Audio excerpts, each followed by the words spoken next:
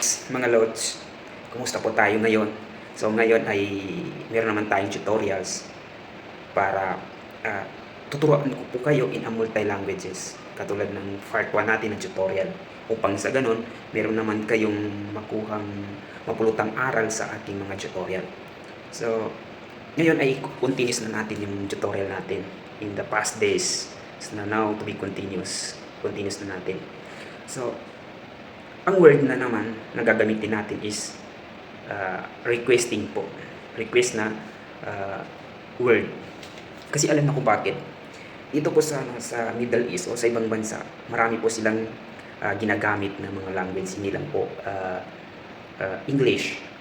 So dito po sa Middle East, is ang mga lengguwahe na ginagamit dito is Arabic, English, Hindi language. Yan po yung ginagamit dito. Actually, this one based on my experience.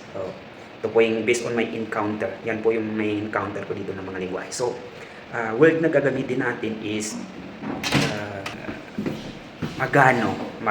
Siyempre, tayo, minsan kasi namimili tayo, nag-shopping tayo sa mga, siyempre, kapag hindi natin nakikita yung mga tag price, siyempre, nagtatanong tayo sa kung magkano ba to. So, ang word na gagamitin natin is magano.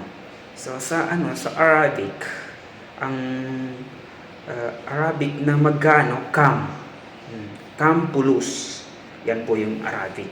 Kam pulus, kam riyal. So, sa English naman is how much. How much this, how much that, how much that one, how much this. Ganon. Sa Hindi naman, kitna riyal. So, yun po yung Hindi niya. So, ibig sabihin, tatlong lengguwahe lang gagamitin natin. In another word, halika dito. Word na halika dito. Ang Arabic ng halika dito is ta'al. Ta'al habibi, ta'al habibti. In Hindi, idra bolo. Ganon yun. Ganon ang wika. Pagbigkas nila sa kanilang wika. Sa English, come here. Come here. Halika dito. Ta'al. Ta'al habibi, ta'al habibti. Ganon yun.